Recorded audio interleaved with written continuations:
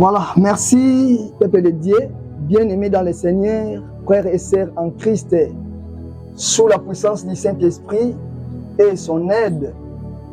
Dieu nous a accordé encore cette grâce.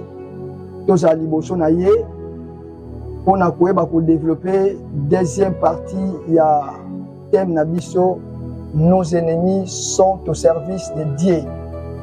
Alors je suis tellement dans la joie, il y a cause Nabino pour que tu vas aborder cette thématique.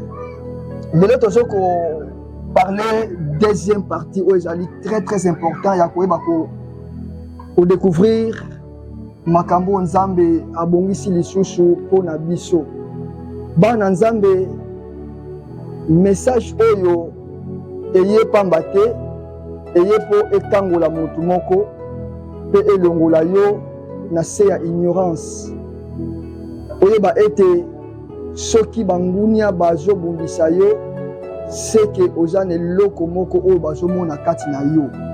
Et je répète, soki batu bazo telemela yo, c'est qu'il y a quelque chose en toi. Oza ne loko mo kat na yo. Nde bazo ko telemela yo. Ba telemela ka mutu pamba te fo ba mona quelque chose. J'avais expliqué que bana nzambe babwakaka libanga na nzete oyo eza na mbuma. Alors, yo eza nzete oyo eza na mbuma.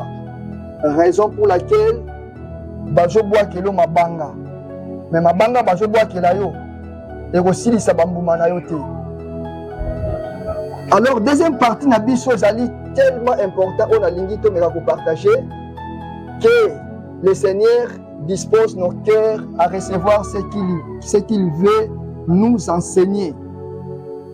Nous allons poursuivre ensemble notre thème. Nos ennemis sont au service de Dieu. Maintenant, dans la deuxième partie de ce message, nous allons voir Joseph vendu par ses propres frères. Joseph a tekami epai ya bandeko na ye. Bandeko ya Joseph babongwani bangunia. La première partie, totalisa qui était découvrir qui deux caractères quatre na Joseph. Il y a liboso azalaki aimé et pas il y a papa. Azalaki vraiment aimé. Basela qui est elamba moko unique. Yami balé Joseph azalaki na songe, azalaki rêve. Voilà la raison pour laquelle bandeko na ye ba découvrir qui est mutoyo aozala au konjina biso a gouverner biso.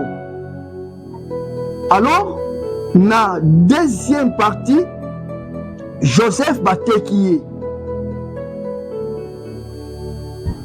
Genèse chapitre 37 au verset 12 à 32. Bible zotanisa biso Joseph batindi epai ya papa na ye Jacob. Atindi akende kotala soki bandeko na ye baza malamu na Sichem. La Bible dit Joseph azokende na esengo nyonso na motema. Nzoka nde azokende vers bayini na ye. Bato mosusu azosekisa parfois na mitema na bango basekisaka yo te. Bato mosusu azolinga parfois na makanisi na bango balingaka yo te. Alors Joseph akei yayebaki ke tina zoke po bandeko na ngana te la santé na bango soki baza malamu. Et malheureusement nzoka nde bango bazo se comploter contre ye pour ba bomaye. Et tant bamoni Joseph na musika balobi était la faiseur de songe ye yozoya. To joyeux, to tekaye. To joyeux plutôt to bomaye. Première idée ezaki ya ko boba Joseph. Alors la Bible dit que tango ba kanisi ko boma Joseph na kati na bango. Oui. Ribé, fils aîné, projeté secrètement de délivrer. Ribé Alouki a délivré les Kinaye. Et malheureusement, il était seul. na lingwe bisayo mwana nzambe biso bana nzambe ete soki toza entouré na bangunia na ngambo ya bangunia ezanga ata moto moko te ya malamu oyo akokoluka koépargne yo et malheureusement se retrouvaka seul.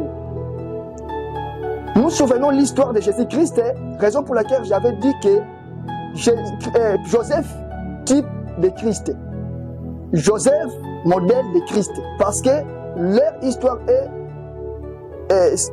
histoire est ali similaire.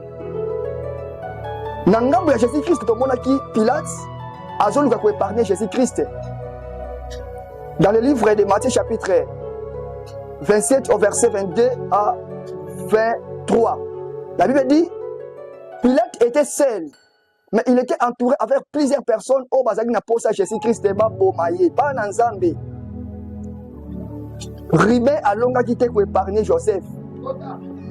Malgré Ribé est là, mais il a une difficulté à épargner Joseph parce qu'il est seul. La Bible dit, nakat na bango basangani babi photo bomaye, to bomaye. Et malheureusement, bazaki na esprit moko bango nyonso.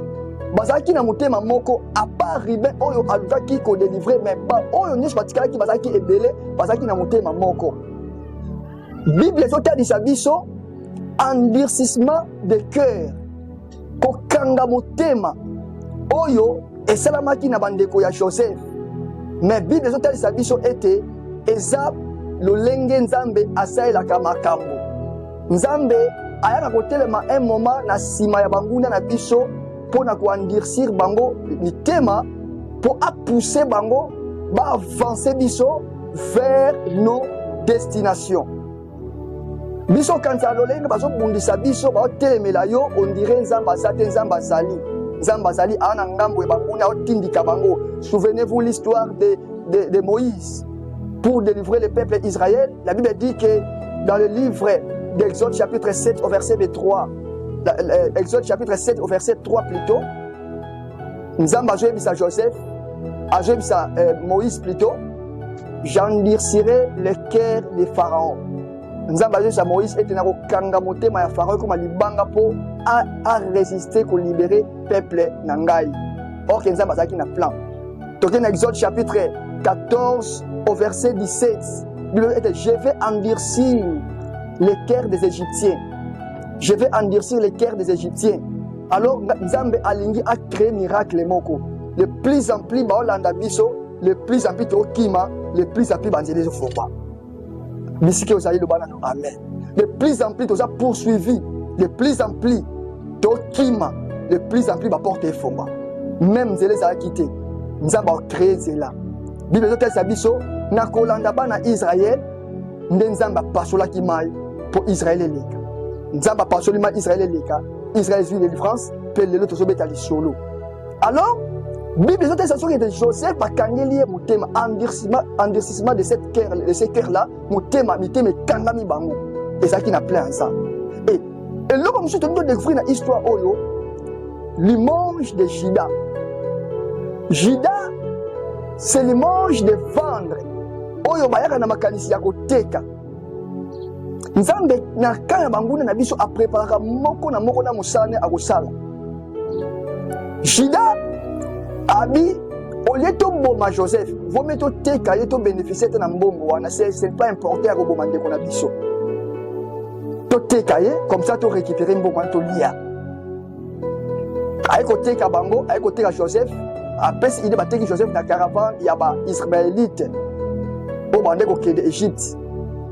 Toujours mona, dans le nom de Jésus-Christ, il y avait aussi Judas. Oyo a livré Jésus-Christ dans les Romains. A livré Jésus-Christ. L'image de Jésus-Christ, l'image de Joseph. Koto Judas qui Joseph, Koto yo, Judas a livré Jésus-Christ. Ba Judas nyonso.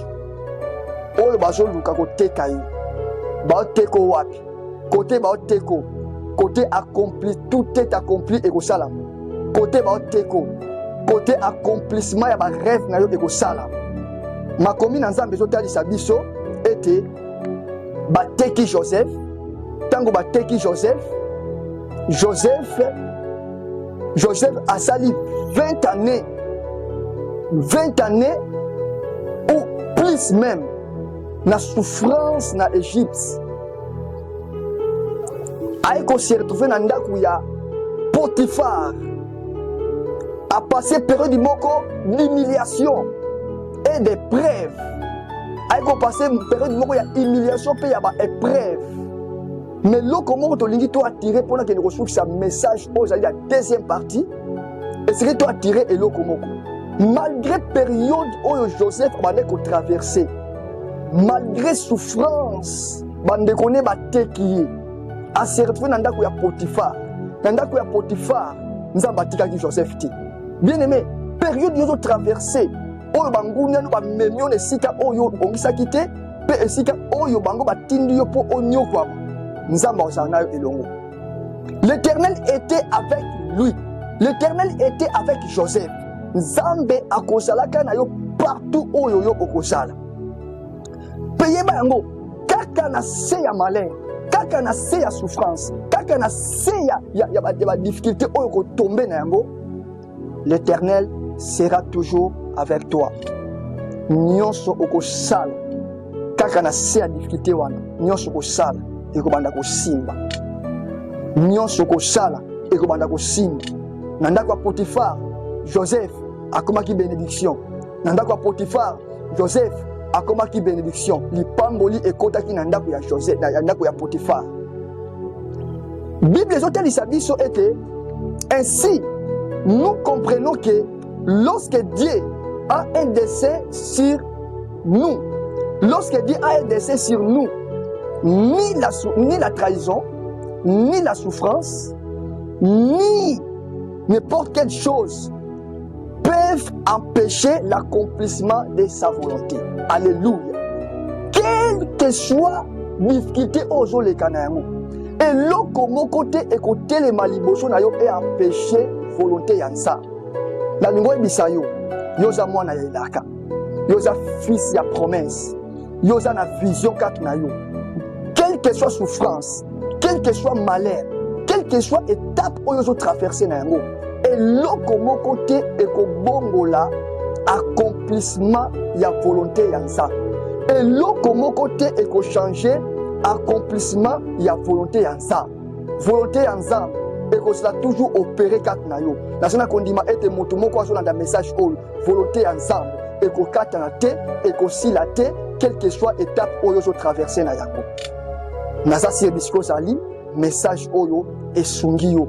Oyo zali deuxième partie. Nous voulons poursuivre maintenant troisième partie et sengeli bolanda biso. Émission na biso ezali les repos. Thème o tozolobela ezali nos ennemis sont au service de Dieu. Eza émission kitoko oba na nzambe esengeli bo s'abonner. Bo s'abonner pour na ko soutenir œuvre de Dieu pe ba chaîne na biso o surtout YouTube o to ça impliqué na kat na yango bo s'abonner. Numéro ezali 081 68 36 906. Na moto nyos o alandi message oyo deuxième partie tikanzambe apambola yo penzambe akangola yo nasona kondima ete tosali beni bisika ozali obeti maboko kutunga awa na beti maboko pona lokomo na nzambe. Amen, amen. Nzambe apambola biso. Amen. Bienvenue dans Aura Ministries, votre rendez-vous divin. Aujourd'hui, Aura Ministries vous présente l'émission Le Repos, un temps spécial pour renouveler votre âme.